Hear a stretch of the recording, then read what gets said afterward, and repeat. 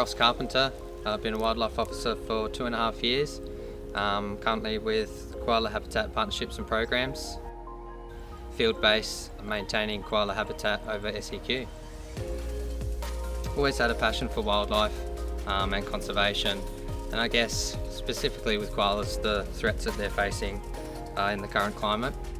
It's just a real good, feel good workplace, trying to help the plight of koalas by, instead of all the deforestation, getting some habitat back for them and other wildlife in SEQ. 610 West Mount Cotton, it's roughly about 27 hectares. I think about 11 of that was revegetated, specifically with koala habitat trees, so that might be fodder or shade trees or just anything they can use. It was an old farmland, so we've had to battle pasture grasses, a lot of environmental weeds, but now the trees are looking quite healthy. They're sort of at that, 8 to 10 sort of metre height, and we've got an active population of koalas on the property. So we combat all sorts of things. During the summer months, it's obviously the competition of grasses around the trees and out in the open, a lot of environmental weeds to combat, weeds of national significance, weather conditions as well. Being a wildlife officer outside in SEQ, get all types of weather. Tree monitoring as well, the health of the trees is important obviously, just trying to get it back to the original vegetation class that it was.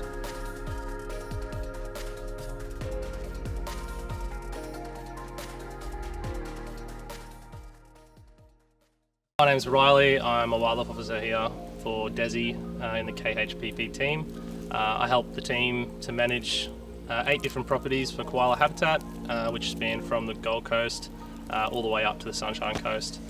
And that involves, fire management, planting and infill planting in these places. And a lot of that stuff involves different stakeholders and partnerships, and it really can't be done without that network of great people. So on our blocks, in conjunction with the plant species, the invasive plant species that we're trying to eradicate, we also have invasive animal species. So we've got things like foxes and pigs, as well as wild dogs and deer. And these can be really big problems for not just koalas, but also damaging our eucalyptus trees that we're planting, especially when they're very young.